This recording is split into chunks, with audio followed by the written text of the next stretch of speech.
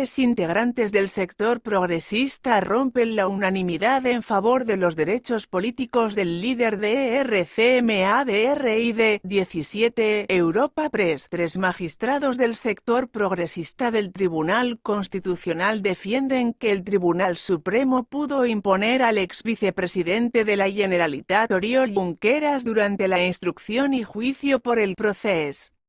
independentista en Cataluña una medida menos lesiva que su mantenimiento en prisión preventiva, ya que ello hubiera tenido menor afectación a su derecho de representación política.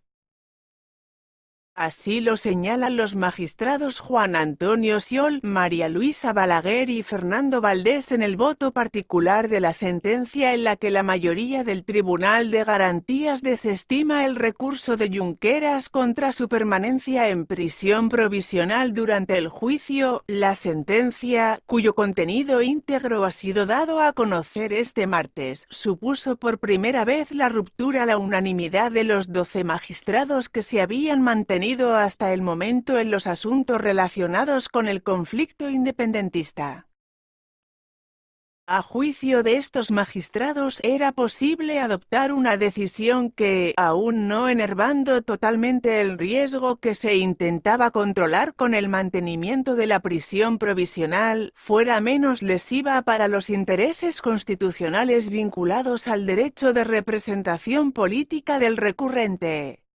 Al optarse por no aplicar estas medidas, su derecho se veía anulado. Añaden, en su voto, que se extiende a lo largo de 17 páginas. Los discrepantes sostienen que ha existido una vulneración del derecho a ejercer las funciones representativas por no haberse realizado debidamente el juicio de proporcionalidad que requería la afectación de este derecho.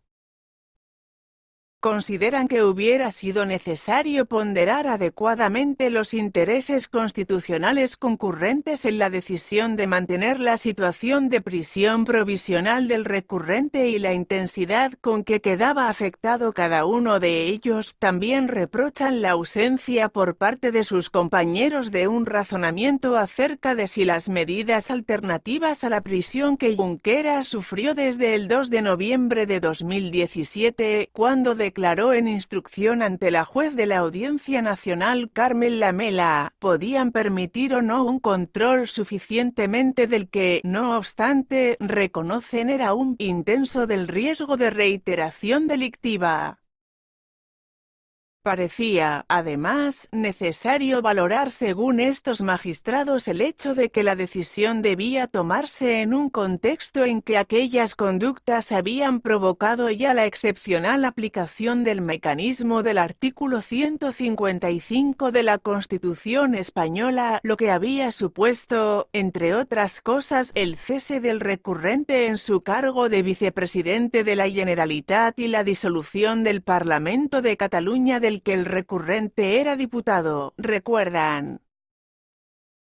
Estas consideraciones nos llevan a entender que hubiera sido procedente, a nuestro juicio, estimar el amparo y anular las resoluciones impugnadas con la finalidad de que la Sala de Recursos del Tribunal Supremo, a su libre criterio, efectuara una nueva valoración ponderando los elementos que han quedado señalados en este voto particular y cualesquiera otros que pudieran ser relevantes para completar el juicio de proporcionalidad, concluye.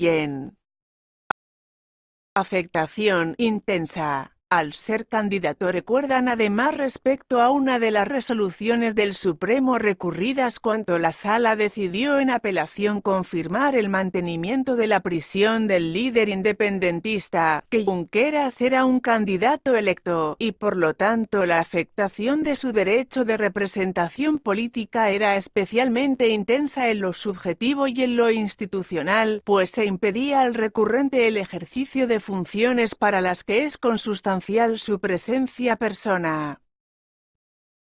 Se estaba privando además al Parlamento de Cataluña de la participación en sus procesos deliberativos y decisorios de uno de sus miembros de especial relevancia política, habida cuenta de su condición de presidente de un partido político y candidato a la presidencia de la Generalitat. Añaden, subrayan en este punto que el derecho fundamental de representación política tiene una dimensión institucional al ser también instrumental del correcto funcionamiento del sistema de democracia parlamentaria.